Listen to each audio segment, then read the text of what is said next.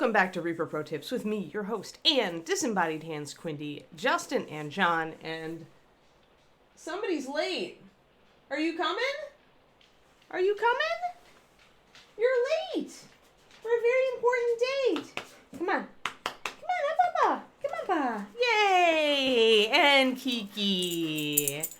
Kiki Hound. Good girl. Good girl. Yeah, it's raining. She's like, I was hanging out by my door and it was nice and cool and it was cracked a little and I was sniffing the rain and then I realized that Mama was working and I should come say hello and lose my ears. Your ears are lost. Your ears are lost. There's my ears. No, don't eat me. No, no mouthing. Nope, no mouthing. Let's go. Come on. Yep, giant evicted dog. Yes, giant evicted dog. Good girl. Okay, Papa. I'll be back in a little while, okay? You'll be good. For some reason, it's warm back here today. Warm in the back of the house. It's not warm outside, I'll tell you that. Rainy and cold. Oh no, waterproofing paint. Hello, everybody. Hello. Ah, dear me. So yeah, hello, hi. What's up? My author copies of my book finally arrived tomorrow. Which is good because I had a couple of people on my Facebook want to buy one directly. Which is cool. I like it when they don't buy directly because Amazon ranking, just to keep it up a little higher. But you know what? That's going to bottom out anyway. So yeah. So I get my author copies. That's cool. Cold and wet Pandrake, is that what you're saying? But yeah, so that's cool. I get those finally. And I got book mailing boxes also so that, you know, I could mail them out to people safely and nicely. It's a whole new world. It's a whole new world, everybody. Yes, she was doing so well, then the bitiness resurfaced. Yeah, hopefully as she gets a little older, she's 9 months now. So within 3 months or so, oh, it's a good girl. She's lying right by the gate. Within 3 months or so, I should see the bitiness really tanking, going away.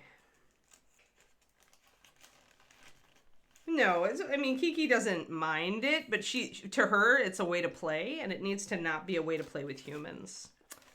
So we're still working on it. So pretty much when the bites come out, the play stops. It's just the rule. Even though I know mostly it's because she's excited, but she still is trying to, like, you know, she's like, this is how I want to play. And I'm like, no, that's not how I want to play. So, you know, structure and house rules with puppies. Very smart puppies. Yeah, you have rain also, yeah. Birds are chirping.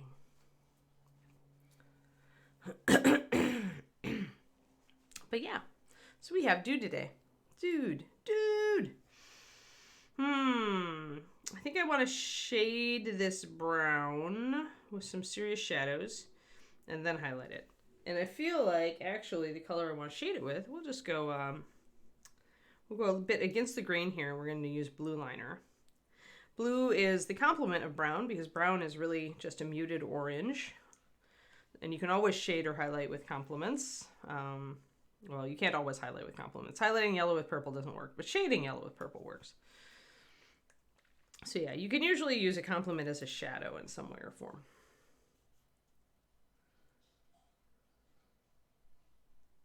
Yeah, funnily enough, it works.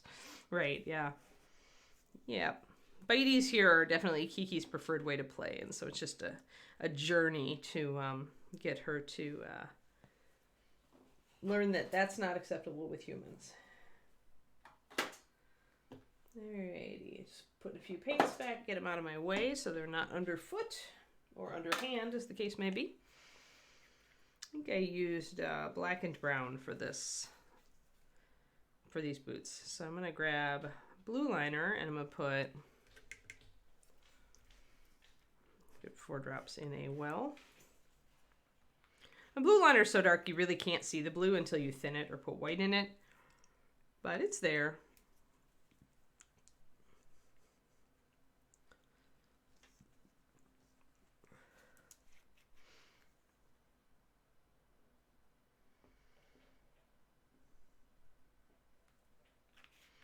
I decided for springtime I'm going to do a thing on spring greens for my Patreon for the $5 tier for yellow greens. It should be fun and interesting because it'll be a little bit of a different take than I usually do because I do want to talk about highlight, shadows, and qualities, but I also want to talk about like what a yellow green looks like when it's a dark yellow green, right? Things like that. And then I want to talk about like because you guys are always so interested in color in putting color stuff together. So what I want to do with my new color workshops is I want to, after I talk about these colors, I want to talk about what would be in a triad with them, for example, or what would be in a tetrad color scheme, that kind of thing. I won't be able to give like infinite examples or anything, but I can at least give you kind of a starting thing. So that's my plan. I came up with that this morning and I was pleased with myself. And then for a highlight, since we've got pretty muted colors here, we still have some vibrancy. So we really could use burnt orange or orange brown, or we could use kind of a combo mixed into our black and brown to have highlights. I want to keep that color pretty dark though, so I probably want to go with the darker of the two. Orange brown is a really good highlight for browns in general. Because browns are muted oranges, this is just a lighter muted orange. So it makes sense to have it as a highlight.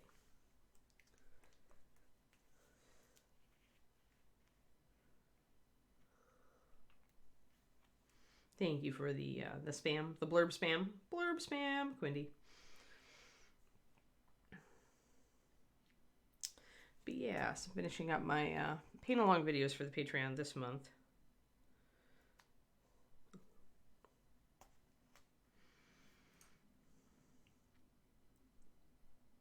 That's this week's task, and then I need to slot more of my writing in this weekend. There we go. No Luca today. Oh man. So one, I won't have him like dive bombing my stream. Oh no. And two, I won't have to worry if I go over. That's good to know. Cool. Went splat. Yeah, I figure why not? Because I talk about using the triangle and the rectangle a lot when you're choosing color schemes. So the least I can do is kind of give you examples. Plus, I really love yellow greens. Like, I especially love pale yellow greens, like Leaf Bud. This is the Kickstarter color, although it's a prototype bottle. But I really like Leaf Bud, like colors like that. Springy greens, and Dungeon Slime, and Alchemist Green, or Alchemy Green, or Alchemical Green, I guess, for Pathfinder. So we're going to do like a 3-to-1 on our highlight and see what that gives us. Black and brown is really strong, so I suspect this will go darker than I necessarily want as a final highlight, but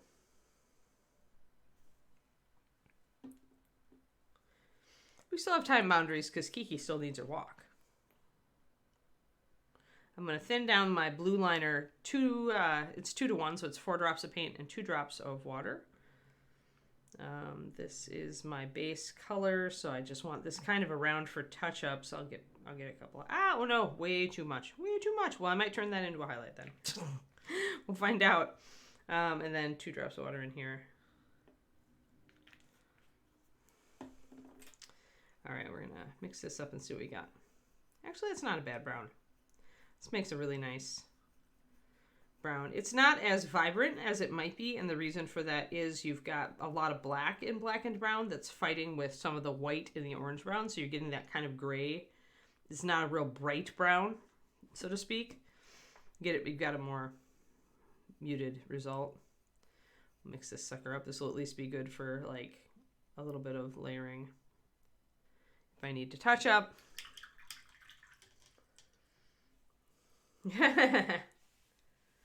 Ruined stream over. Nice, Korniko, nice. Sometimes it happens, right? I'm not into that particular brand of sports ball, but I do love my esports, so. I get it. It's so exciting. It's exciting when the underdog wins. That's why I tend to root for them.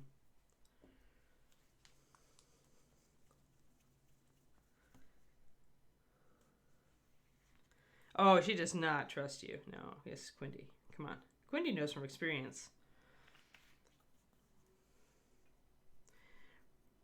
So, I'm going to assume that Friday is probably not the day we want to do my anniversary stream. I'm going to assume it's Monday.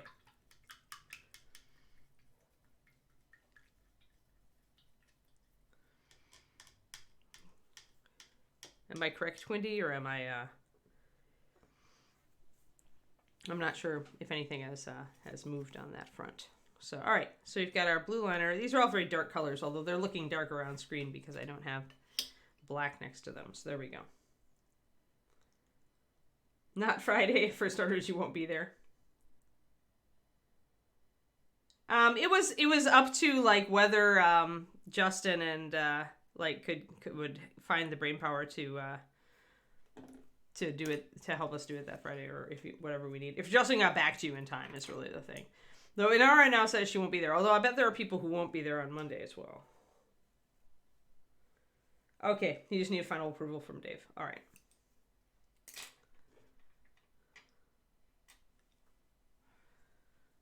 Okay. Well, hopefully. I don't know. What do you guys think? I guess we could put up a poll. Poll's probably the easiest way because there are bound to be some people who aren't going to be here. So what we're talking about, guys, is my 20-year anniversary with Reaper is coming up. Technically, it's Saturday. We could either celebrate it on Friday or we could celebrate it on Monday. And I want to give away several $100 gift cards. So that's the online gift certificates for Reaper.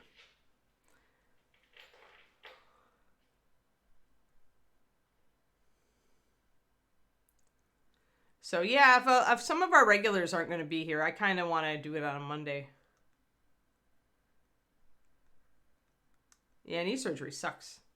Wet splat. Hope that goes on the quicker side of what can happen. The recuperation and your physical therapy hopefully goes well. I'm losing some paint there. I need to actually thicken up my black and brown. Have a poll. Yep. All right, there's a poll. Yes, please choose. Please choose. Please vote, everybody. Kariniko and Inara will not be able to make it on Friday, which are two of our big supporters. So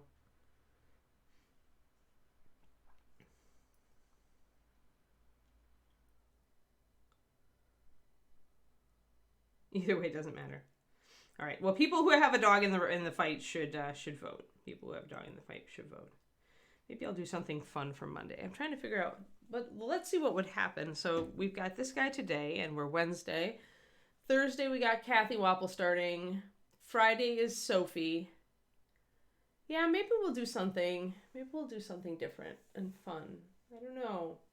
I have to find something different and fun. That's the problem with different and fun. Maybe we speed paint Julie's Dragon Bust from ReaperCon. maybe I'll do it. Maybe I'll do it, guys. Maybe we'll speed paint it. Oh, Thursday I'm not on. You're right. Oh, so it'd be Sophie on Monday. Okay, I'm okay with that. Might just speed paint the Dragon Bust just because I already said it, but anniversary. Yes, I know.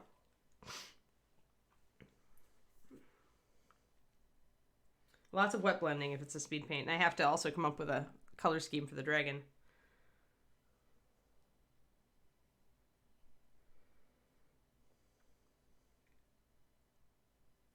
Oh, yeah, I bet channel points being extra votes. Crazy. No, let's not. I try not to do that, Wasser, because the problem is if I start out something like Pink Dragon, I'm going to hate it, and then I'll never finish it ever. So, much as that sounds like fun, it actually isn't. I might be able to put some pink on it somewhere. And there are some models I paint lots of pink, all things considered, but not into the pink dragon. I'd end up having to prime it over, and that always kills some of my enthusiasm for the model. So I do reserve the right to, executive decision. Can't go more vanilla than red. Red is my favorite color to paint, but sorry guys, I have to thicken up my paints because I went a little bit too thin with my colors.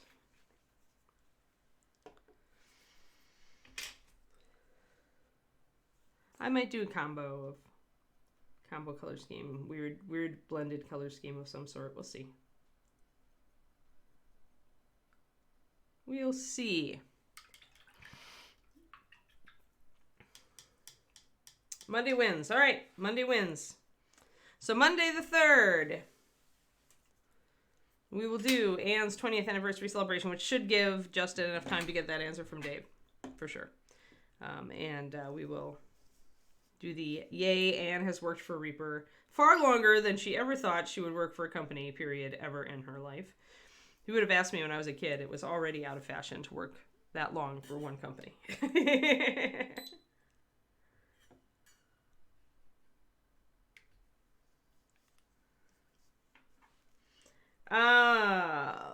Chainsword looking X Delta. Chainsword looking rusty. All right, so paint it your normal color first. Whatever you're going to do, be it metallics or gray NMM. I don't know what level you're at. Rust usually starts... Do I have some rust? Let me see. Maybe. Where's Noli? Noli doesn't have a lot of rust. And we didn't bring it up to like orange so much. But what you really want to do with rust is you have to figure out where the water... When water hits the blade, because that's what makes rust, right? Oxidation. It's going to be water. So water will pool in certain areas on a blade or on a chainsword. And if you look, it's usually in the groove, like where the teeth come out in the chainsword. Usually it's in the groove and toward the bottom of it where the hilt is, because water will run down the blade and kind of pool here. So you start with kind of a dark brown color and you kind of stipple it up. So stippling is little dots, just like you can see build it up here. And if you wanted it to really look rusted out, after you do the dark brown, you'd pick in usually a reddish orange, but you want kind of an oxide color. So the oxide color looks like some kind of like these colors. Although I would go more like the oxide brown, more like this, like a reddish brown, and then from there go up to an orange brown, or you could even go with a brighter orange at that point. But yeah, so you want to make those, the brighter the orange, this are going to be the smaller specks, and they're going to be focused on where the water pools on the weapon. Or moisture. I mean, obviously water or blood or whatever, right? Alien goo. But it has to oxidize, and it's not going to be oxidized mostly on the flat of the blade, although you can suggest like dings and dents, and then you can build up some oxidation there, like I did on this guy, because his weapon actually has like a little dent in it and stuff. So I figured, well, it's probably a pretty imperfect surface, so I'm going to do that. So you can put a couple of dabs of rust, X Delta, on the body of the chainsword, but mostly focus it, for realism, down near the hilt, and in the teeth, probably, because you get a lot of goo sticking in the where the teeth normally come out on a blade and that kind of thing. So, but that's the color progression you want. You want to start with kind of a darker brown, go up to kind of a reddishy brown, and then go up to the orangey. I mean, the best thing you can do, honestly, is to look online and just Google rusted blade or rusted steel or things like that. And that'll give you an idea of what kind of color you're looking for. But in general, this kind of thing. And it always starts with the brown, and then it goes up more toward a reddish and then an orangish. If you look at, and this is funny because I always say this, but this color is actually oxide brown. So there are pigments called oxides, and it really is rust colored because it's that kind of color, and it's like oxidation makes rust, and these oxide colors look like rust. So there you go. So we've got our oxide brown and our oxide red and stuff like that. But yeah, so then you can bring it up. You can bring it up somewhat bright, but just little touches of the bright orange. So yeah, that be basics of rust. And all oxidation, even verdigris will, I mean, obviously be different colors. Verdigris is the green stuff you get on copper and brass and bronze. Sometimes blue, depends on the chemicals. But it'll follow the same pattern, right? Wherever it gets a lot of moisture is where you're going to get that buildup. That's why you always see those copper roofs going green, because they're facing upward and they're getting a lot of rain and stuff, so they oxidize very quickly.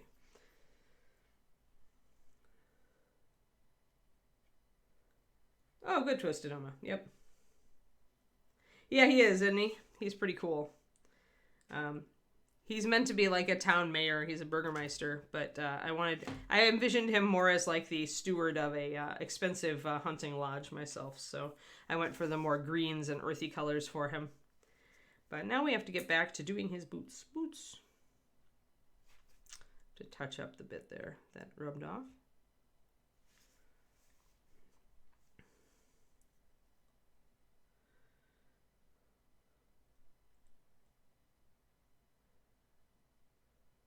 Just checking out about chat. Yeah, he's Reaper Legends. So this is a Bones USA, so it's a Cyocast model, X-Delta, which just means it's the Cyocast stuff is a new casting tech. It's not PVC. It's gray plastic that uses a different injection molding system. A lot of Japanese like mecha models kits used it, but it gives you this crisp level of detail. So this is a plastic. It's not styrene like GW, but it's not PVC either. It's Cyocast, so it's somewhere in between that. It feels a little more flexible than styrene. It's not going to be as brittle and breakable, but it holds detail like styrene does. So we're going to start Kathy tomorrow, but that's what this guy is made of that also. And it's what Bones USA is done in. So Reaper's newer plastic lines.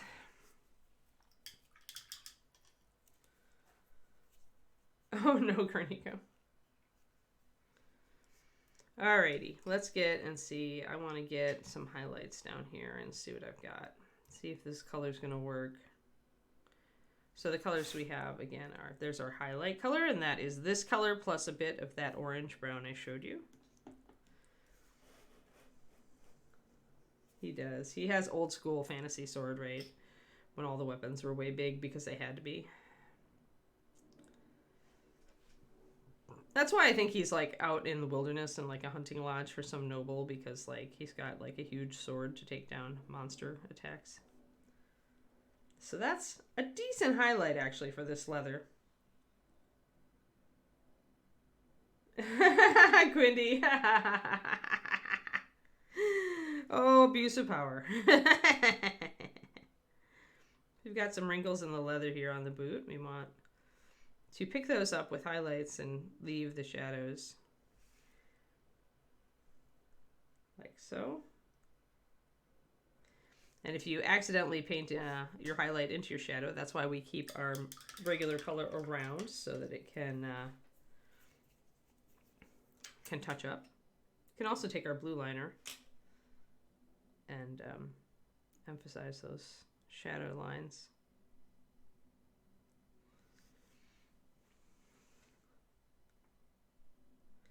So let's get a bit of the side of the foot here as well. He's got very much a lot of wrinkles in these boots, actually. There's some really nice detailing here that I didn't notice before.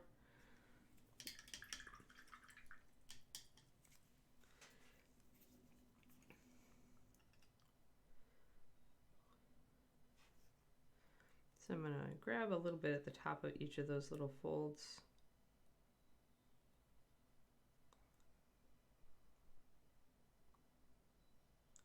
Bring a little bit of the highlight down the side of the foot. Want to get the heel as well, the top of the heel here, and the sole, so that we can bring out those details. We don't want to go too much light back here because there's a big shadow under his body, so we don't want to go too far or it won't look right.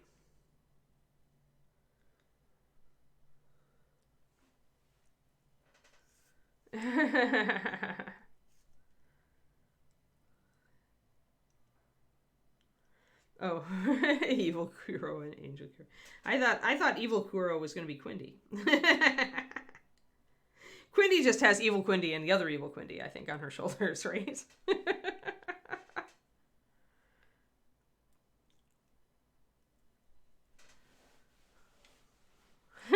I knew it. I knew it, Quindy. I knew that was you. Evil Quindy and other Evil Quindy. They just have slight variations on the original bad idea. So just pick up the bottom part, the top part of the sole, because it's sticking out into the light. So we want to hit a little bit. Ah, yeah, Corn Berserker's cool. Yep. Blood for that guy. I was always more of a Slanesh or Zinch girl myself, but, you know, respect, chaos.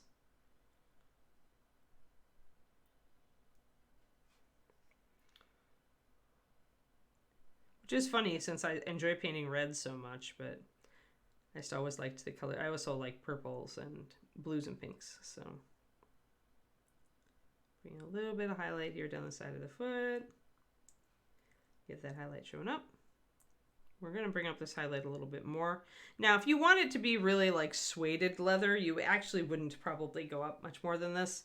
But if you want it to be shinier leather, you definitely are going to go up higher than this highlight. Painting an evil sorceress and grabbed the wrong one. Yes, there's so many.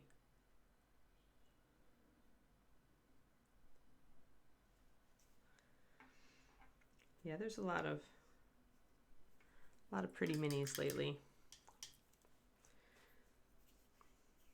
I'm resisting. I got my Sisters of Battle box, and that's where I'm sticking right now. I started putting paint on my first model a couple nights ago. And those are going to be red, so I guess I do get to paint some red with my Sisters of Battle, because I always liked the red armor, black cloth combo. Oh, salamanders, those are so much fun to paint. I always loved painting that. I like yellow greens, so, and I always found greens easier to highlight, so yeah. Yeah, I got the box with the abyss and the 2 units of the big kind of battle suit guards, and then the other 2 units. It's been a long time. I had Eldar, but I don't have anybody to play with right now, and I've always really liked the Sisters of Battle stuff, so when the new Adeptus Sororitas came out, I was like, well, probably it wouldn't hurt. Plus, I want to enter Golden Demon next year, since I just missed it this year, since my puppy was not old enough to have a puppy sitter, and so my husband went instead. And he got so close to a demon, guys. His Beastmen made the final cut, but he just lost out. Oh, it's just so frustrating. But his Beastmen are really nice, David's.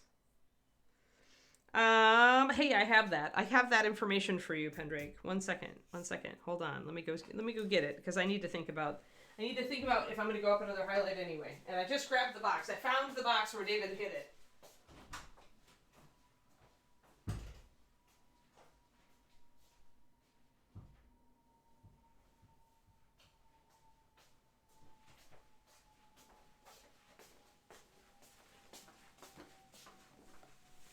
It's the Sanctorum Guard box.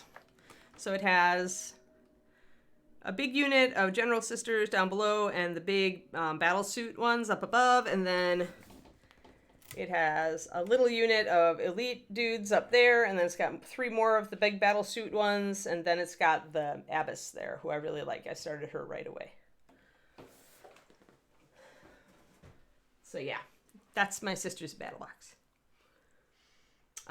Cervantes, we have a distribution hub in Nottingham, in Great Britain. So last I checked, you can order paint through there. When you go to the Reaper online store, you should be able to choose, your country, and it should ship you out. It should give you options accordingly. Am I right on that, Quindy? Got a bronze? Nice, Inara. It's, getting a bronze at Golden Demon, getting anything at Golden Demon is an accomplishment. Period. Because it's always, the judges are always different, and you never know what they're looking for, except for basic. You have a basic idea what they're looking for, but it's very, very basic. Technical merit and canon. And other than that, you're competing against so many other great people from all over the world. Because right now there are only 2 Golden Demons in the world, just UK and USA. So people come over from Europe to compete at our Demon. So we do get an international crowd, and it's hard. It's very difficult. So congrats if you have a friend who won. Oh, is there a big... You shouldn't have told me that, Kroniko. That was my first army. And I always look at them, and I'm always like, dang it, they haven't upgraded this army's sculpts in ages. But if they start doing so and it's really edgy and cool, I'm going to be a sucker, because I'm going to want to paint him for Golden Demon. Because I always complain, the last 2 years I've complained to David that there were no good NIDs. Although this year there was a NID that won gold. But yeah, if the new tier NIDs look really good, I really didn't need to know those were coming out. Oh, excluding. I'm sorry. Excluding Great Britain. Yeah. Yeah, I don't know then. We set up that hub to, unfortunately before Brexit, to try to make it easier for our European customers, and then Brexit happened, so it kind of backfired on us. So we're going to put some highlights on back here. Biggest update in ages. Oh, I'm excited now. Dang it. Oh no, my wallet. Cornico, my wallet. Why? I had 120 gaunts in my first Tyranid army, and most of them were painted.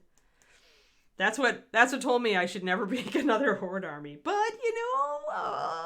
exceptions. I can always... The cool thing is that since I want to do Golden Demon, I can always buy one of the cool models and paint it for Golden Demon. I don't have to have an army.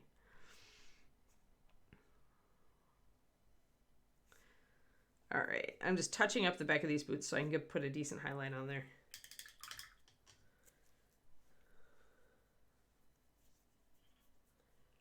You're going to do glitter. The thing I always thought would look fantastic on Tyranids is the color shift paints.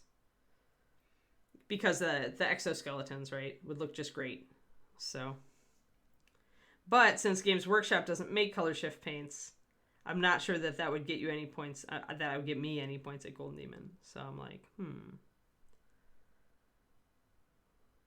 Plus it might get old after a while. I do like the shading and highlighting.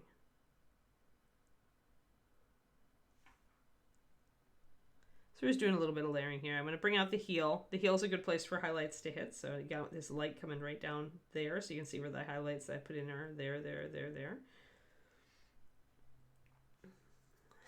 Shadow Raven.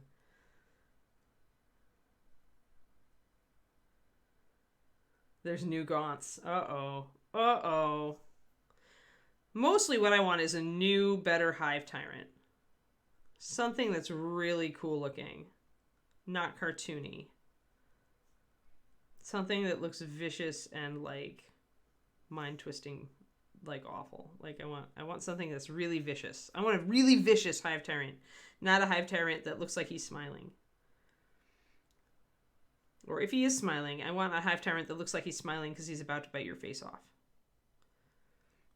I'm kind of old school that way.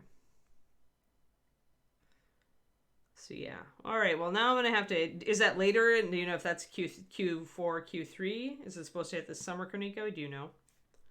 Oh. Hive Fleet High Bleach. I love it. Oh, I love it. No, I mean, I used to paint... Okay, so when I had my Tyranids, they were actually green and black. But my Spore Mines were painted yellow with smiley faces on them because they just wanted to be your friend. So the smiley face Spore Mines were my favorite. Summer? Okay. Okay, Babatuk. Miniaturicum is based in Germany, relatively cheap for Reaper. Thanks, Babatuk. So there you go, Cervantes. Hopefully that helps. Yeah, the derpy Biovore, I know, right?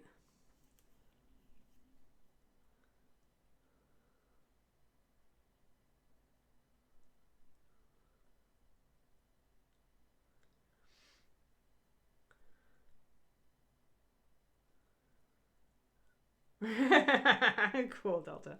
Yeah, I had a 40K group after college, like during and after college. I played a lot of fantasy actually. So classic fantasy coming back, I'm kind of interested. I might need to look for local groups and see if I can find one. Like I need another hobby right now, but I always enjoyed playing, even though I lost all the time. It didn't really matter to me. I just like watching how the battle goes. And all the funny stuff that happens, right? There's always stuff you're just like facepalm. The crazy stuff that the dice make happen.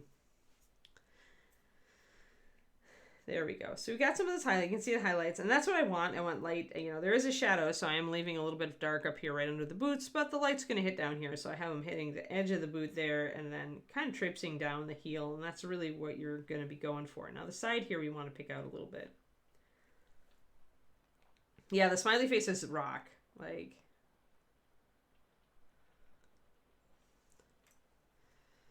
yeah, we'll see. We'll see. I want to paint some of my sisters for Golden Demon, so I want to at least do a unit, I think, and my big lady.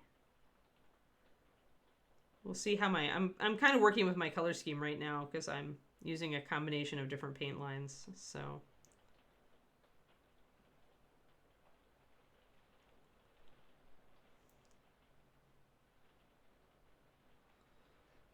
All right, so we've got those highlights of bringing out details there, so you don't want to go too far again. We've got a big shadow coming down over here, but we can hit the edge of that boot and do it that way. Well, and if Tyranids are getting a huge redesign, then hopefully they're getting a new codex, and that means they're going to be OP for a while, so then now's the time to play. I still have my Eldar. I gave away a lot of my Eldar when I moved because there was a kid at Paint Club who was building an Eldar army, and I knew he didn't have a ton of money, so I was just like, you know what? I don't want to move these to California. Have all this Eldar stuff. He just about died. I had some good stuff. But I think I still have my Forge World Avatar, my Guardian squads that actually are painted, and my Rangers that are half painted. I didn't buy the new Banshees yet or anything because I didn't have anybody to play with. And David doesn't want to play. David just wants to paint. And that's fair. That's how I am most of the time. Every once in a while, though, I kind of wish that I had an army so I could go and play.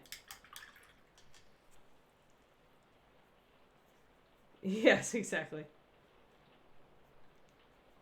Nids versus Marines. Oh, Karniko. Why do you tell me these things?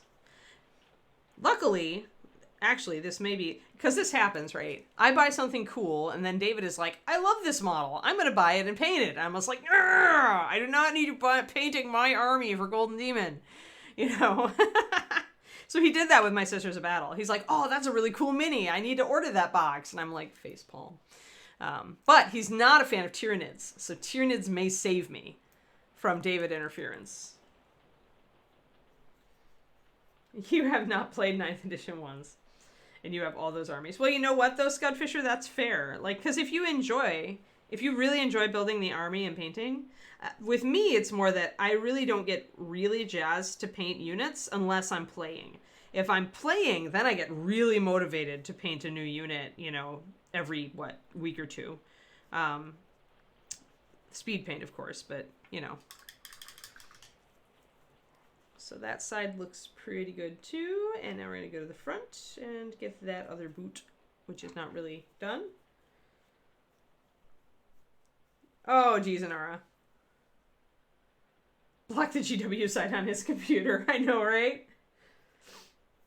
That's cool, Scud. Me too. That's actually, like, I loved painting, and then I got into Warhammer Fantasy, and then I just, like, painted a lot more and got a lot better at it. But I did have a group to play with, but I was always happy just painting just because I loved painting.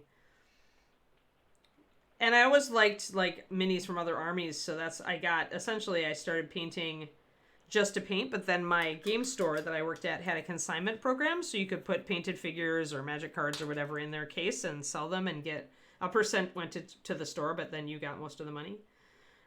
So I did that at my local game store. And that pretty much, like, then I was kind of, like, after a move or two, I realized that painting was where my love really was at, and it was hard just to find games when I moved, and so, yeah. Yeah, well, they're bringing it back, Wasser. That was my first love. Warhammer Fantasy was my first love, and More Time. Still love More Time. Wish they would redo More Time. Maybe if they're bringing back Classic Fantasy, maybe they will. Because they redid Necromunda, dang it. They need to redo More Time.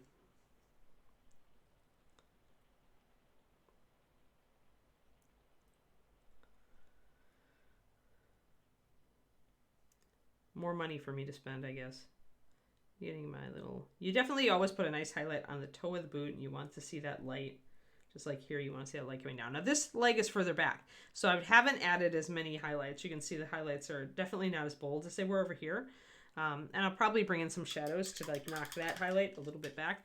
But yeah, apparently they're redoing fantasy. So I always liked the troop movements and movement trays. With 40K, my problem is ended up playing horde armies. And I felt like I lost an hour of game time easy just moving my units until they got decimated enough where they were less of a pain. But, you know, it just felt like a lot of time wasted just moving figures if you had a horde army. And, I mean, one of my armies was Tyranids, and then the next one was Orcs. So, go figure.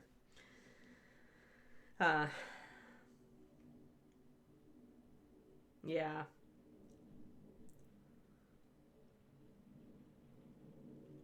If they can rework the rules a bit to make them make some aspects more like Age of Sigmar, then I bet they can redo fantasy in a way that people like. Plus, classic fantasy is still like a popular thing. Like it just wasn't as sexy as 40K. I think they're going to need a really good backstory for the world, and I think they're going to need some more edgy fantasy models. Like they're going to need to be more the modern aesthetic. Yeah, well, never again. I really don't want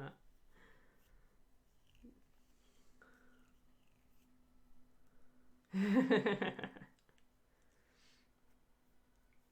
Oh no. That's great, Scott Fisher. That's good. Yeah. That's really cool.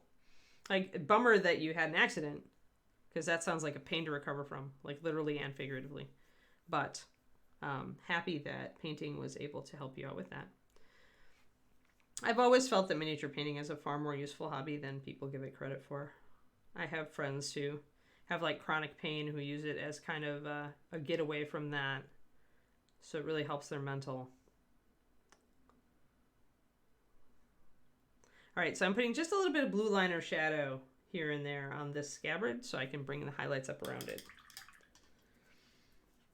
Back in time with Warhammer Fantasy, huh? Back to Sigmar days. That could be cool. That could be cool.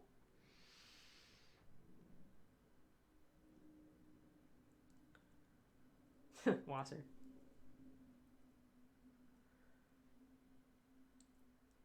Oh no, that's so sad, Kerniko.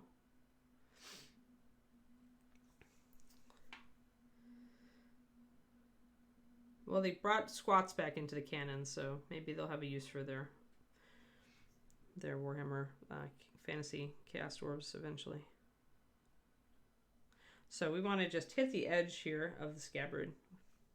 We don't want a hard line necessarily, although you can do a hard line. You can do the edge highlight.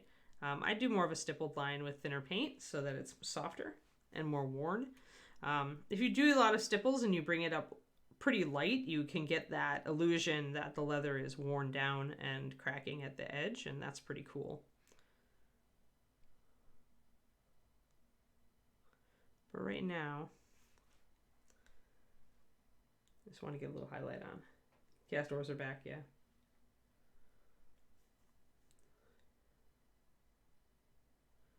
I know. Well, I depend on this stream. Quindy. As a non-Warhammer player, does it really matter if they cancel a game? Yeah, it's harder to find players for Old Hammer. Exactly. Yeah. GW definitely has kind of trained us to want the new shiny, right? Because when they iterate, it's usually such a long time before an army gets an upgrade, like, or gets a redo. Like, it can be 10 years or more. And then when the new models come out, they're just so cool that you have to have them. So I guess Warhammer Fantasy Battles was it was kind of an old school game, and I'm interested to see what they do to it to bring it back around. But yeah, it is a lot harder to find players because everybody wants to go to different. Now, Age of Sigmar was different because I know a lot of my friends who liked fantasy kind of were leery of AOS, but then it got a very good reputation as being a good tournament game, which Warhammer Fantasy Battle was not. So, all right, I'm going to take this, actually, I'm going to take my blue liner and color this whole stick.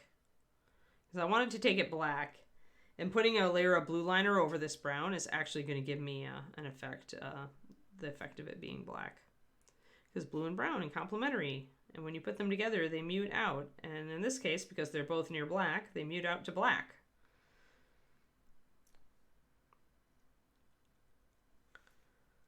See? Black.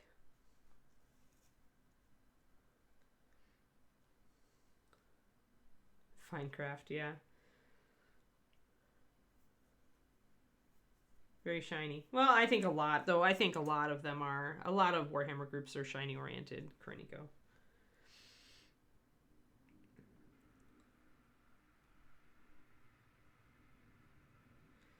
Oh, fine crap, man! I refuse to buy and that was the thing, right? With when I started the Eldar army, I was excited for new plastic aspect warriors, and then they only did banshees, and I was just like, I gave up.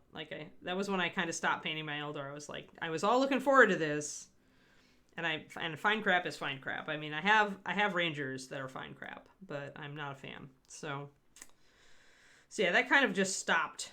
That stopped my Eldar ambitions for now, unless they turn it around.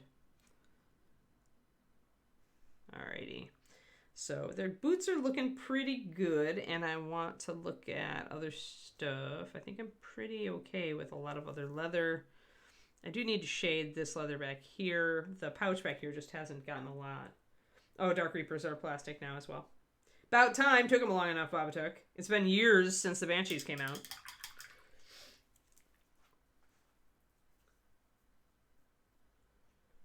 I mean, black and white is just, I would honestly just start with a Zenith Prime and then just go in with shades of gray and paint it.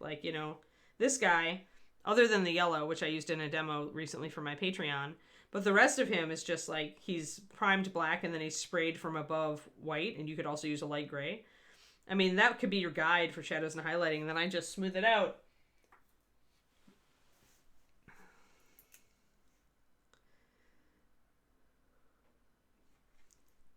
Then essentially you just need to make the shading and highlighting a little bit tighter. But it's a good starting point. I'm going to use the blue liner to shade around these little scrolls so that we can see them a little bit better. Yeah, I know, Jontep, right? Or the scorpions. And my big thing with the Eldar, too, is that I saw what they did to the Dark Eldar, and they got so edgy and cool. And I'm like, when they went back to redo the Eldar, I was like, okay, here we go. Let's get some really edgy, cool Eldar. And they didn't. They just kind of reiterated on, everything that they'd done before. And the iteration wasn't very different. And I was very disappointed. So, yeah, maybe I'll probably not play my Eldar ever. Thing I like about Tyranids is they have no vehicles, really. They just have organic critters. And I'm not a big... Vehicles are my one, sticking point on... I haven't really learned how to paint them well, and I'm just like, eh. The orcs... My orc army was the exception because orc vehicles are just so cool. I can paint those. I can paint those big time. Because they're the rusted and the weathering, I can do all that. But the shiny, sleek, tanks or the realistic-looking rhinos, I can't do those. Or, okay, I could, but I'd have to stop and actually learn how. And I'm just not inspired to do it because tanks aren't my thing. So you can see some of that blue coming in where I'm added in some shadows.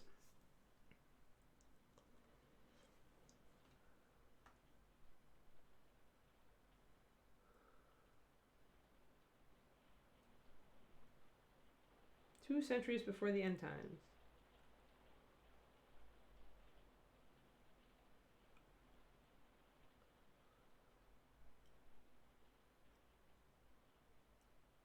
Oh, good. Yeah, Pendrake. So they're going to go in more into the kingdoms, the different kingdoms, which is cool because I always thought that was one of the coolest things in Warhammer history. Was how all the different kingdoms were very, very different flavors. So yeah, that could be cool. That could be cool. I'm glad. I really like Warhammer Fantasy Battle, so if it comes out and has really cool new models and people actually play it, and I can find people near me, maybe I'll actually go back.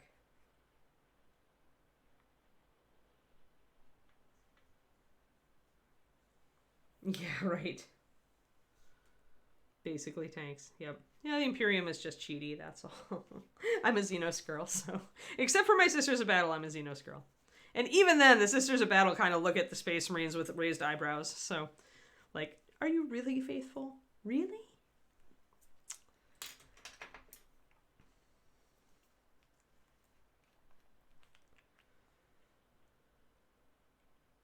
Yeah, for sure. Yeah, I played Space Wolves. I had a very small Space Wolf army for a while, but then they made that comment, that canon comment about, never having any female Space Marines, and I was like, I'm done with you. Got pissed off at the company because to talk about a crappy, like typical though, very typical of their attitude. I hate to say this, but it's true. Bretonnians coming back good. I like Bretonnians. Start painting Battletech. That's actually, I painted Battletech in college for Shadow Raven. But, I mean, I painted them very flat.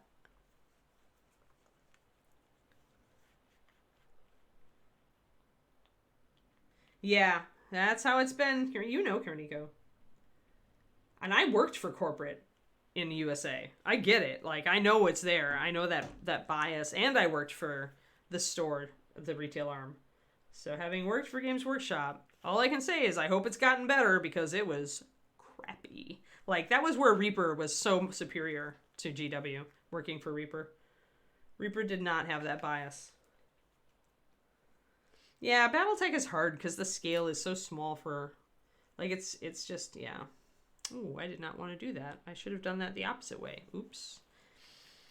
Just screwed up my highlight. Pardon me while I fix my problem. Well, only one of them. But yeah, I like Bretonnians because, heraldry. There we go.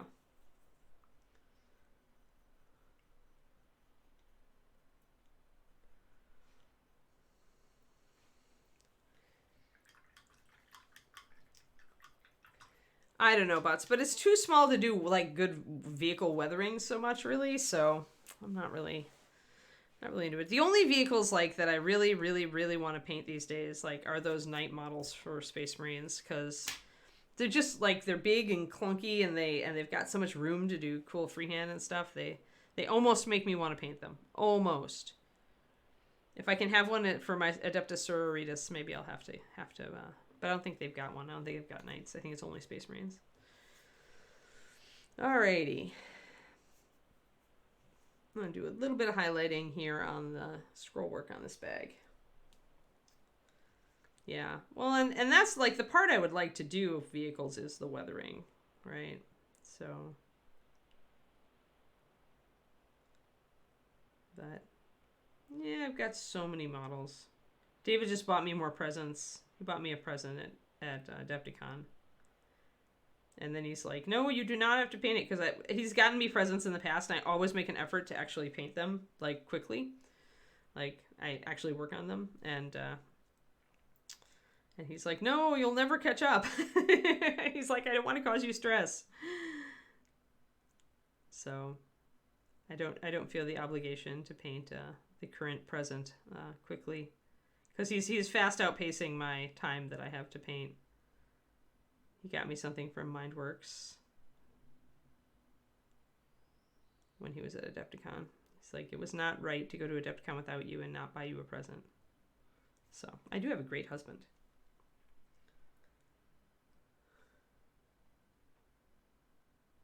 That's okay. I don't need it. I can look it up myself, Kendrake. She doesn't need to pop up a GW. GW doesn't need the help. Come on. I can always just Google it.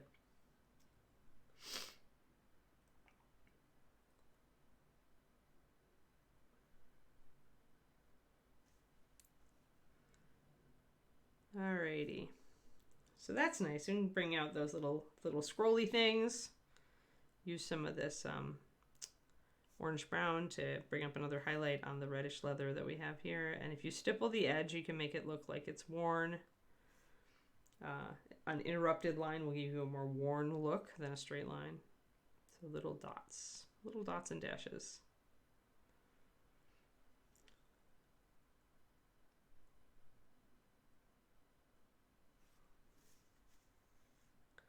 Yeah.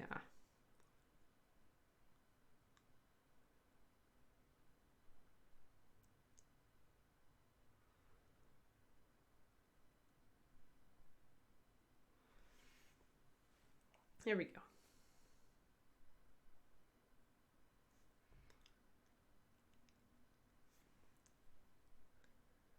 There, that's nice.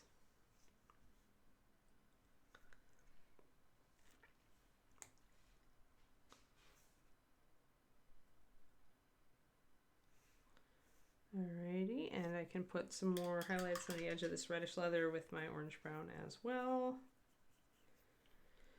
We did not make a ton of progress today, but we did some stuff.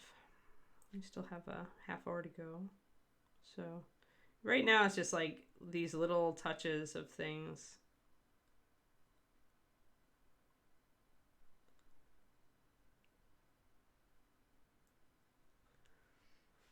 Just the edges to bring out those details.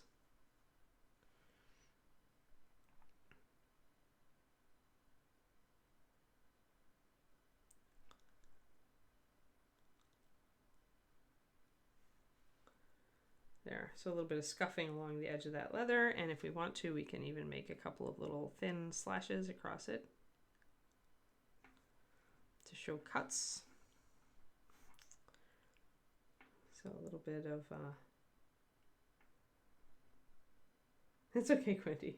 You're good.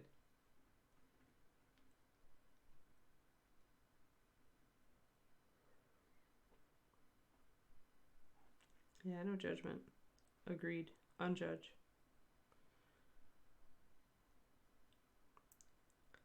Little bits of weathering there on the leather so we can have it look all nicked up and cool.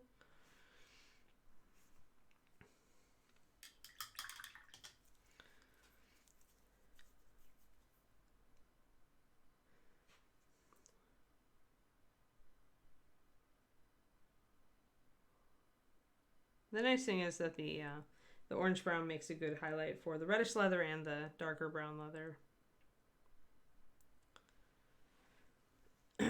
Alrighty.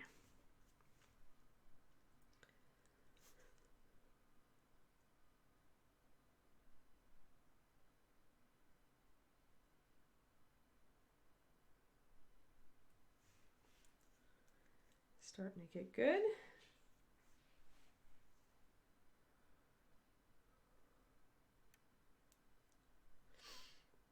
So that's coming around pretty nicely at this point. I think I want to do, I don't want to get into gold today. I think I'll do his hair. So we were using pretty much oxide red for that, with a bit of orange in it, I think.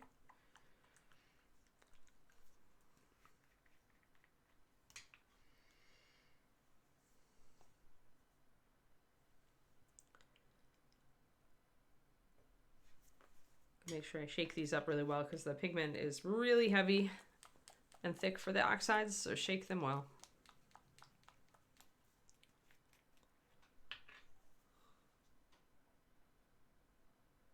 And if you're just using oxide red for your hair like this, a great shadow for it is, you can use auburn shadow, but I actually I like mahogany brown for this as well.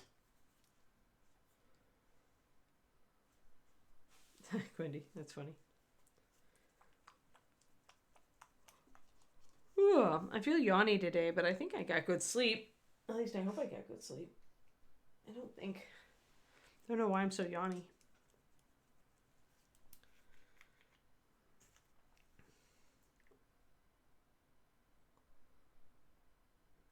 Get that red down there. So mahogany brown is extremely red. It's loaded, got a very heavy front load of red pigment.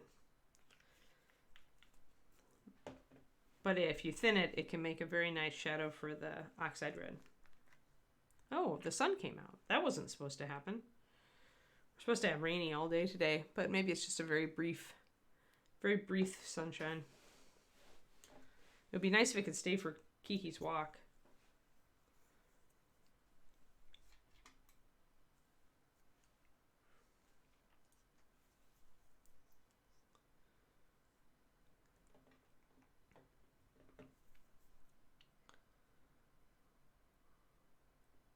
Alrighty, so we got colors look like those.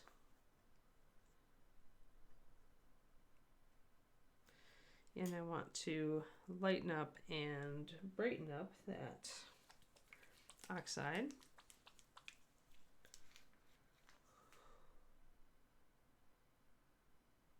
Put a few drops of orange in there and see what we got.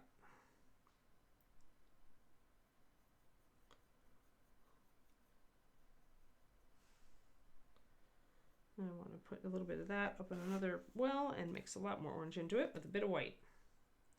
So when you're doing spot highlights, building spot highlights for white hair, actually we'll use orange, just straight up bright orange, but I'll always cut it with a little bit of something, either the oxide red or that and a little bit of white. Actually, I think I want Osirian sand for this highlight. Not pure white. Where's my Osirian? There I am.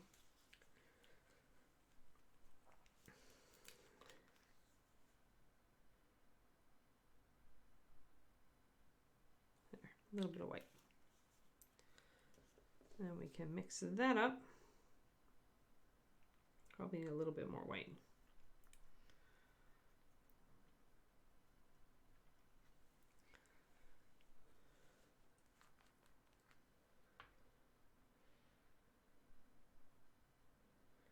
If it's relief, you can either do a wash or a dry brush or both.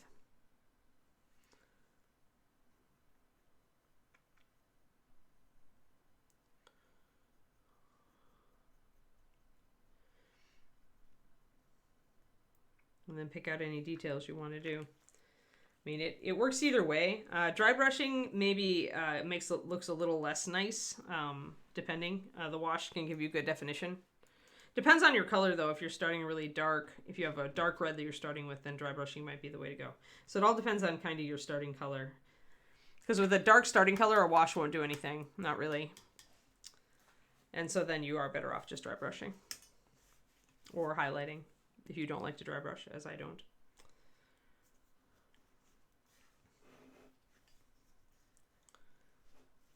Although I have dry brushed. I have dry brushed in the past, just not recently. Yeah, if it's dark red, you probably don't want to do a wash. I mean, depending on how dark it is, but if you're using like contrast paints already, they're probably... I know that one red is really quite dark. Essentially, the lighter the color, the more a wash will show up. So if you're starting with a dark enough color, then a wash really won't show up and it's not worth doing. Especially not for a speed job for like trying to get models painted to get them on the table. So it's always, you know, how much effort do you need or want to get the result that you need or want. Oh, I see. Yes. Okay, so you're relatively new then, Delta. That's fine. That's cool. Yeah, dry brushing is a good, can be a good highlighting technique. The difficulty is controlling it, and of course it's not good for your brushes, but if you're using the dry brushing brushes anyway, then that doesn't matter so much. I'm going to actually recoat this with the orange I just mixed up. It's a little bit different than the one I started with. A little warmer, I like it. So I'm going to do that.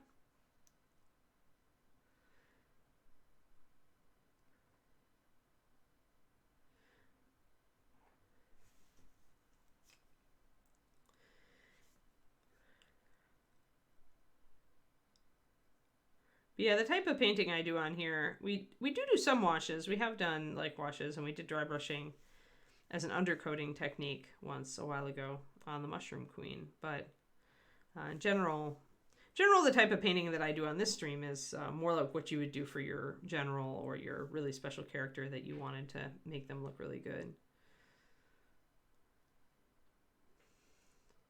And it's much slower, right? But even, I mean, when I paint, and when I'm working on an army, I definitely speed paint the units. I don't. Now, these days, given my speed painting is going to be doing that Zenith Prime, and then putting probably heavy washes over, because I don't like the finish on contrast paint. So I'll build my own. And then doing quick highlight, right? But I definitely do use more speed paint techniques when I'm doing units, because you just have to save your sanity.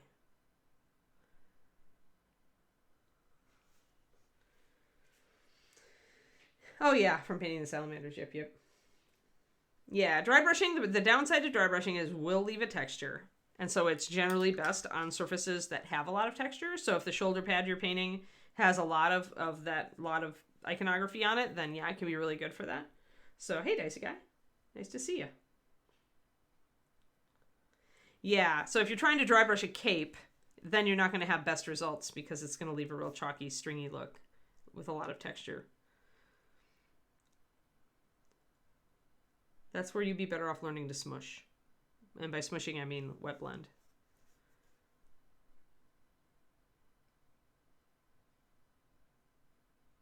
Just doing a little bit of lining here to bring out the, separate the skin from the hair a bit. Got a little bit together. He's got such little pieces of skin that... resources on how to better comprehend specular light.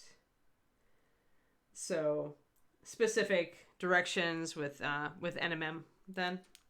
I did a piece... okay. I don't have my phone, so I can't look up what you mean by specular light.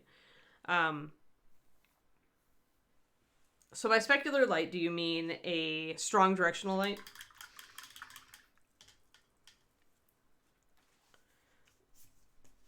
And you're specifically, are you looking at metallics or NMM? Yeah, he's coming along.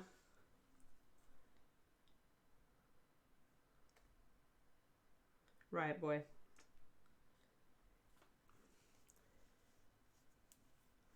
We've done, on these models, Riot Boy, I tend not to do like a really strong focused like light source. I tend to do more diffused light sourcing. So if you go like, let's grab a bunch of the stuff that I've been working on. So since these are 28s, I tend not to do as in non-diffuse light. Yeah. Right. I tend to do diffused on these miniatures because I think it looks better, straight up. So all my guys here tend to have a overhead diffused light source. I also don't like, I'm with Sergio Calvo on this. I actually don't like having half the model dark, so I always paint it both sides, so the diffused overhead. That said, we do some directed lighting stuff in here. So for example, when we did the mouseling, we did a single strong flame source from the front, and he's painted with that in mind, with a cool reflected light from the rear, so that I could actually paint the rest of the model. So if you're interested in like directional lighting and in how you mix colors for your shadow side colors and versus your highlights, this is probably the best example of this. But if you're talking about a single really strong light source, I don't do it on these models. I don't think that it looks good. For most of these, like I would do that on a bust, I think, before I would do it on a 28. Unless it was just an exercise. But in that case, then I run into like, I really don't like painting that style, so. But yeah, so probably the most directed lighting, but still not a single really strong light source, right? Because the torch is going to be relatively weak. But yeah, so this is the closest I've done lately to a directed source. But yeah. So I am not the one for that. Not the one for that. I'm not sure who is... there's bound to be a ton of painters that cover that. I just don't, because I always am painting 28mm gaming models. But yeah, my husband would be the one to ask about that, but he doesn't do like streams and stuff. And I don't think he has... He's got an OSL article on his website, lightminiatures.com, on his blog, for the Alchemist that he did. But again, I don't know. It's just an OSL. It's not specifically specular lighting.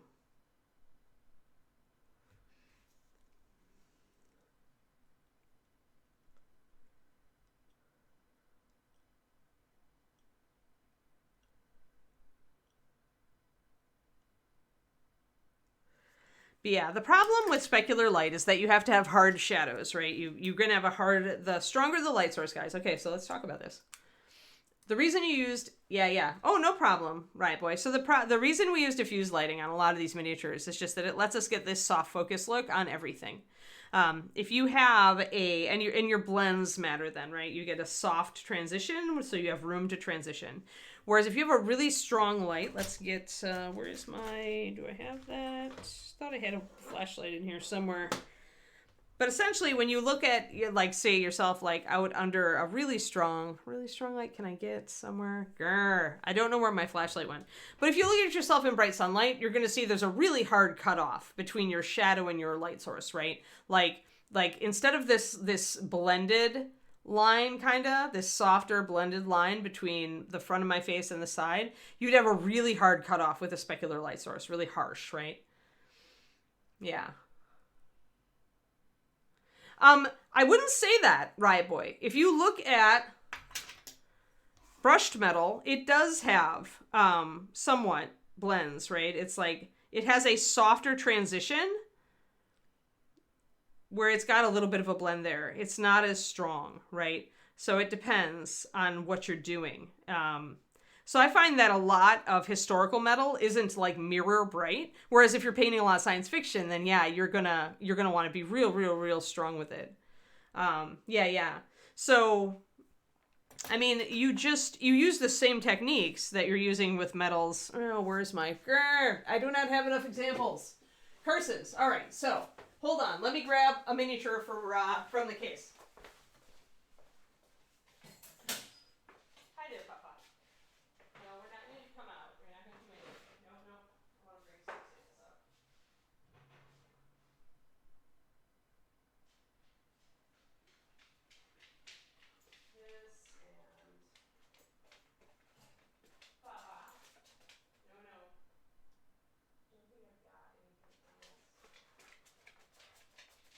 Grab that because it's the best example, I think.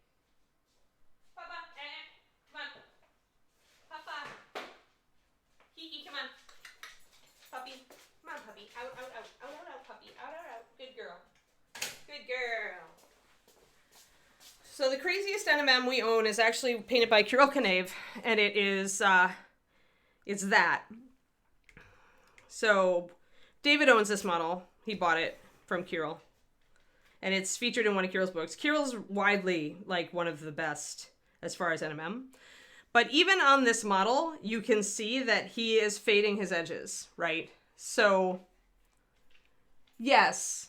Yeah, David Diamondstone is my husband, and he wrote the OSL guide on The Alchemist. Yep, Alchemist Bust. So,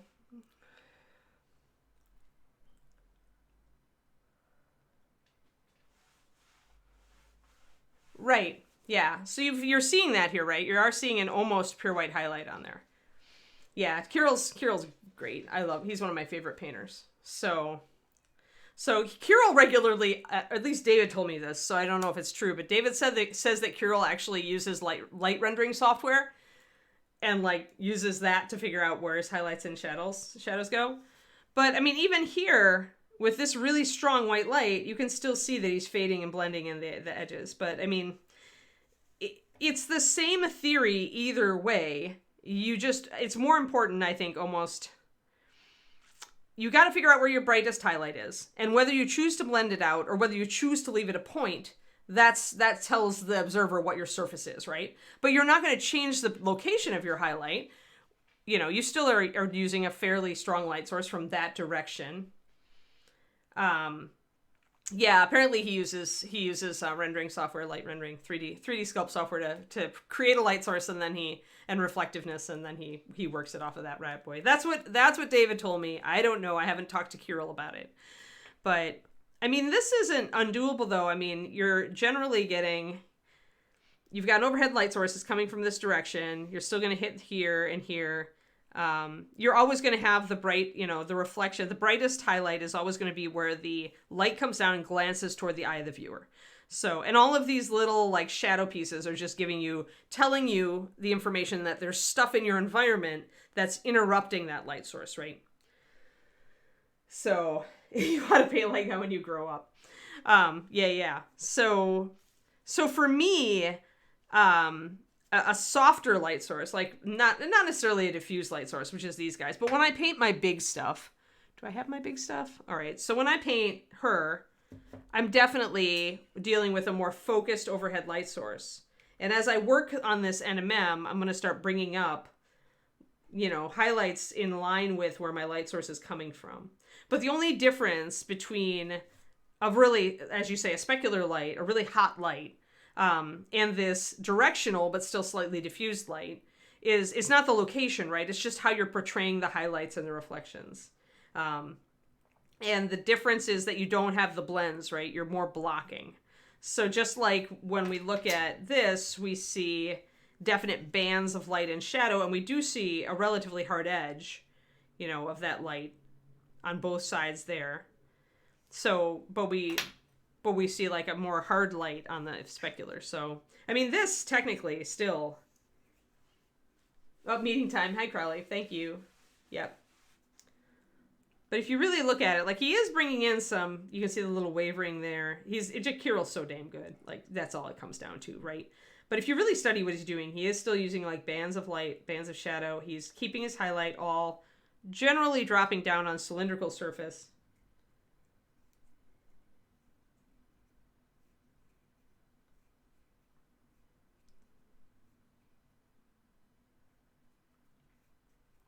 Yeah, so you can break that down if you really want to, right, boy?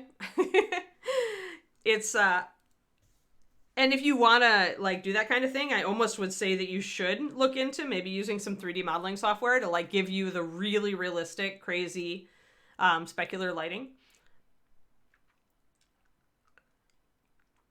But yeah, I mean, it's a style of painting, right? And everybody who's painting is going to be considering light direction and bounce on metal, no matter how you're painting it. If you're trying to be realistic with it, right? So, but I think it sounds like you really want to get into the real granular level on this. So if I were you, I'd look at 3D modeling software, look to see if, especially if you have a 3D printer or you buy 3D printed models, you'd be able to maybe get the file and light it, right, in a lot of those programs. So you would be able to maybe create the effect that you really want to. I mean, it's going to be probably most of the 3D sculpting software I thought would let you do like light source, like lighting on it. Because I see companies do this all the time. They take their 3D sculpt and then they actually kind of like they light and paint it, quote unquote. Yeah, ask around in the hobby and maybe you'll find some. Ask sculptors. Ask them if that can do that. But yeah, and that's going to give you your super hyper realistic stuff. Yeah. So, all right. So cool. And I got to show off Kirill's model, which I love because I'm a Kirill fangirl. I like his style. But yeah, thanks for stopping on stream. It's fun to talk about different styles that, we don't normally use on this stuff. I don't have Anubis in here, but he's got a little bit of a stronger light too. Every once in a while I'll do a unidirectional, like I did like kind of a light from the side on Noli here, but again, it's a softer light. Mostly because I hate doing the hard like cut off shadows. Like I feel like a lot of the time I don't enjoy that look. I haven't painted a lot of comic book style, which requires it, which will be interesting when I get to that point. But yeah. The Knoll. Yeah, she's really cool. She's a 3D print. She's from White Werewolf Tavern. I like them a lot. I'm going to put this one back and put the other one back. There we go. Blender is popular. Yeah, Blender's a popular free one. I don't know if it lets you do the lighting thing, surfacing thing, Agent Marvel, but maybe. Yeah. The bust gives depression. No, that's not the right. No. Move the brain. I've moved the brain. Be more positive. The bust is just inspiration. It's not meant to like tell you should paint like that. It is just an example of a painter who has gotten crazy, crazy good over decades of practice. Never ever compare yourself, Wasser, to somebody who's been painting for 30 years at a very high level, right? I mean, I've been painting, I hate to say it, I've been painting for 20 years at a very high level because I won my first international award over 2 decades ago, right? So just don't even, like, don't get depressed about it. It's not worth it. Like, your journey is so different from Kirill's journey. Yeah. Yeah, use it as motivation. And now that's a mindset, right? And it's not everybody's mindset. I always use it as motivation personally, because I'm always like, oh, how did they do that? And then I set out to figure it out. Yeah.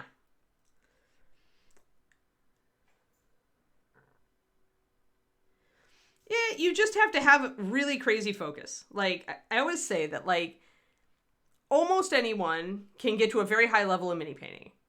It's, do you care enough to spend and commit the time and effort and learning and experimentation that it's going to take to get there, right? These days, I might not even, but back when I started, I did have that motivation. I was surrounded by people who were painting miniatures and doing competitive work, and I got into that. And so I blew a lot of time over 2 decades getting better and better. Right. But it's like your focus, right, Richard? So it's like you can sit and paint for 40 years, right? But if you're not like actively trying to get really level up, you're not going to see that much progress. Your brush control will generally get better, and often your color experience will get better because you'll try a lot of things on a lot of different models, right? So there's still value in the time spent for sure. But in general, and this is not just true of art, but of any pursuit, if you're going to be really good, like Cural's one of the best in the world, like top 3 in my opinion, easy. To get to that level takes commitment and effort. Like you have to really try and you have to push yourself. And that's not worth it for a lot of people. It's just the truth. That's why there's always so relatively few people at the top. Yeah, exactly, Vince. Yeah, and Vince has a really good mindset. I find that Vince has like a great mindset as far as like painting. Yeah, it's how long are you willing to do it? And when I was striving to get better, I was also painting for eBay. But what I would do is it was part of my living, and so I had to paint quickly, relatively. But what I would do is every time I painted a model, I would say, okay, just for this one day, I have all the time in the world to blend this cloak. Or I have all the time in the world to get these eyes absolutely right. So I would push myself on one thing on every eBay mini, just so that I could continue improving while I made money that I needed to eat. Yeah, your goals will shift as you paint too, right?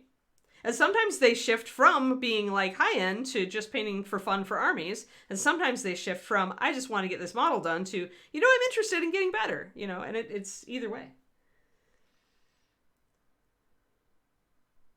Yeah, that's really cool, Jill.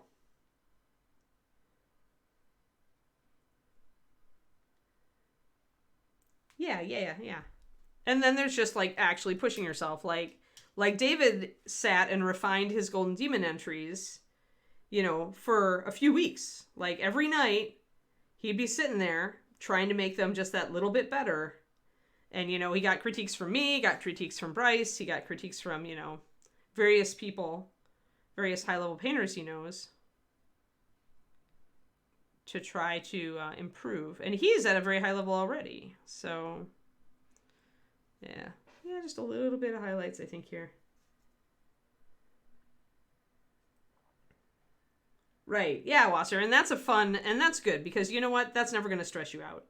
Like the downside to being hyper competitive or really striving for perfection, or not perfection, but striving for excellence. Let's call it that. Striving for excellence is that it can stress you out sometimes because your expectations and what you really want out of it are so high level. And some people really enjoy that feeling of challenge and others just don't. So everybody's different. Yeah, you get 3 models in and decide you can fix the mess up later, right? Yep. Yeah, because you want to game with it though, right, Delta? So that's a different goal, right? I really need to get this unit done to a level that I'm at least okay with in time for the game, right? That kind of thing. And it's all valid. So we're just doing some little highlights on his beard and hair. Oh yeah, especially if you're striving for excellence. Any learning curve can be, forward and back. But if you really are trying to get, you want to win a Slayer sword, for example, or you want to, in the old days, you wanted to win a crystal brush, or, you want to get to the top of your field in something.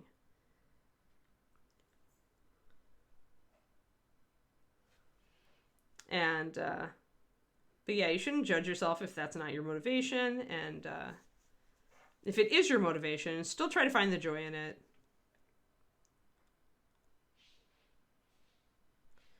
Probably my favorite like writing advice quote is from Neil Gaiman when he was writing Sandman and he was seeing some success with it. Stephen King actually came to one of his signings, and Stephen King looked around him and Neil calls it the best writing advice he got that he never took.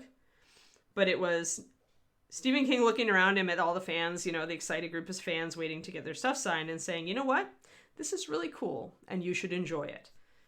And Neil was like, and I didn't. I just kept hyper-focused. So at some point, no matter what your goal is in mini painting, guys, even if you're going to be one of the best in the world, enjoy it. Stop and take a breath here and there and enjoy your journey, please. But I love that quote because it really speaks to me.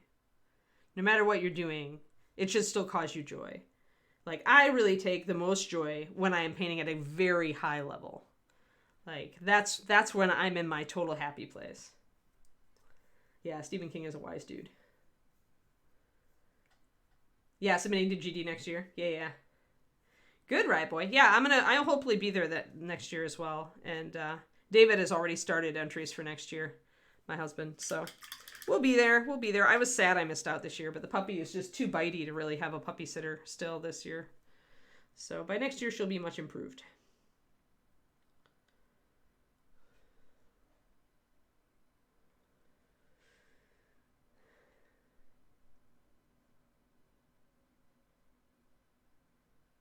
Yes, yep, he's slacking off from writing again. You know what, though? This is where people are, like, really unfair on writers. And I say this as a writer. You cannot write for 8 to 10 hours a day. You cannot do it. Like, okay, maybe there's some dude out there doing it, but is he really turning out his best work? Like, 8-hour days are super hard to push on writing. And you have to, like, be real, like, you have to work your way up to it. It's like spending 8 hours painting a miniature. Like, when I first started, I could only spend maybe 1 or 2 hours painting. With practice, I could spend 4 hours painting. But now, I probably could only spend 3 or 4, and I would have to work my way back up to 8. Writing is mentally exhausting, and there comes a point where your well is empty. And if you just keep writing stuff, it's just going to be trash you have to throw out the next day. So, people who are out there demanding that writers, like, do 8 to 10 hour workdays writing, one, don't get the fact that social media is part of your platform, which is also part of your job. And 2, just don't get the fact that how mentally taxing and exhausting writing can be. Or painting, or any creative pursuit. Oh, yeah, that's cool. Yeah, David Cowell's good. Yeah, I'm planning to go to ReaperCon. David yelled at me yesterday and said that I had to go to ReaperCon because everybody wanted their book autographed. But yeah, the only question, and I told David this, the only question is, are we taking Kiki? Are we taking the puppy with us, or are we not? Am I going to drive it the 3 days each way to take Kiki there? Or am I going to just fly and have to find a pet sitter for Kiki? Like, that's the only question. So, technical writers do exactly that, Pendrake, but technical writing is a little different. I find nonfiction, actually, I mean, it's still tiring to write. But I find nonfiction is a lot easier because you're not making up the world whole cloth as you go. You're explaining things, but you have sources and you have outlines and you have things to pull from, right? It's a little less creation and a little more regimentation. And I find that nonfiction writing for me is much easier to do for a long period of time than creative writing. But yeah, I'm sure the people. Yeah, Nora is. But you know what? Nora is crazy experienced, and this is what she does. Like, you can tell that woman has immense focus. But if you look at her day, she's actually written about her day. She'll start out her day, and she'll sit down, and she'll write for like 2 or 3 hours. She'll take a break. She'll sit down and write for another 3 or 4 hours, right? And sometimes she's said herself, sometimes my writing is just staring into space, thinking about what this person is going to say. That's what creative writing is like, right? But when she's in the scene, she writes fast. And that's what lets her put out 4 books a year. I actually read about her process, so. It's true, Wasser. It's true. Yeah, Brandon's another one, right? And not everybody has that kind of brain. Would you have that kind of brain, right? If you had your job, would you be able to really like do that? Think about that, because everybody's mind is different, right? Some people have that hyper focus. They just go, they drive, right? And Brandon, I think, is one of those where he just loves writing, and also he's had a lot of practice, right? Nora and Brandon have years of working themselves up to be full day writers, right? Yeah, my country is very, very large. Yep. And he says that all his magic systems are essentially based around the same magic system, which makes me interested. I just want to see eventually when he really reveals that. Yeah, that's true. The cats, right? Yeah. Cats are easier. Yeah. Yep. Yeah, I find academic and technical writing to be much less taxing. I would say much, not necessarily easier, because you need a particular type of brain. It's a good technical writer is a treasure. It's hard to explain stuff sometimes. Yeah, always much more difficult. I agree, because you're making up the whole world, making up people. People are complicated. Yeah. Yeah. Right. Exactly. Yeah. Much easier. Agreed. Agreed. All right, where are we at? Oh my gosh, we're at 11:15. We've gotten off on a tangent. Oh no, it happens.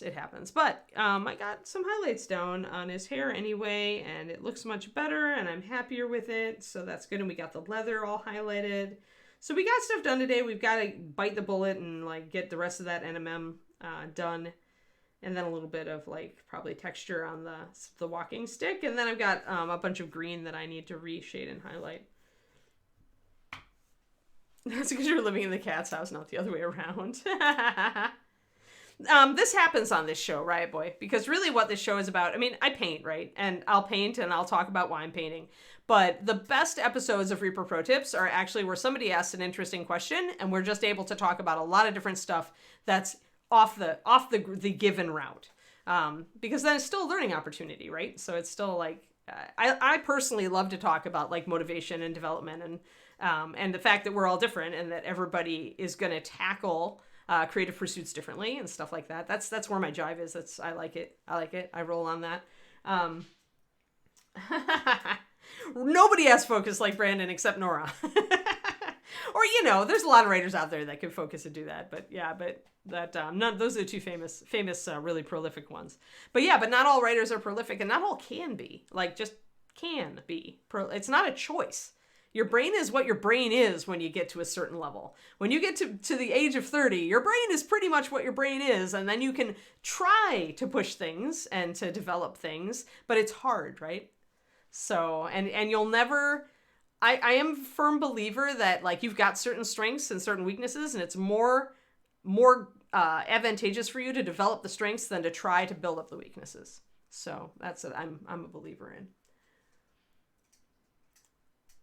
Yes. Pressure for interesting question intensifies. Yep. Oh, good, NRA. Yeah, I like my motivational chats.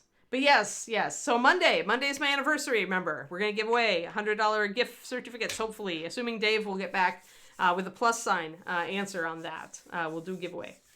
But yeah. It's not necessarily deteriorating, but certain neural pathways are pretty firm at that point. And so if you're going to be if you're going to be a slow painter or a fast painter, I'm a slow painter. I absolutely am. And it would not makes sense for me to blow a lot of time and trying to get super fast. It makes more sense for me to double down and just get better my slower style and get better at that. So yeah. So yep. You guys are funny. Anyway, wherever you are on your painting journey, have a good one. Just stick to what you're loving and just get better at that, okay? Just whatever you're excited for and whatever you love the best, just enjoy it. No Luca today. Yeah, no Ann tomorrow. It is the off week for Weeper Live. Yes. Okay. So yeah, tomorrow I had a last minute dentist reschedule. And so I am going to be out. So Friday, I am back, but some of our regulars will not be on. No, that's good. It actually reminded me. It's good that you pinned it accidentally. Yeah, I'm sure Twisted Oma. I'm sure. So I won't be here tomorrow, but I will see you guys Friday and Monday, and Monday's special. Okay? It was hi to the people who came in. Riot Boy, it was nice to meet you. Don't worry about derailing the stream. It was super fun to talk about. And I love any excuse to drag the Kirill model out. I'm good with that. All right? So you guys have a good one, and I will see you again on Friday.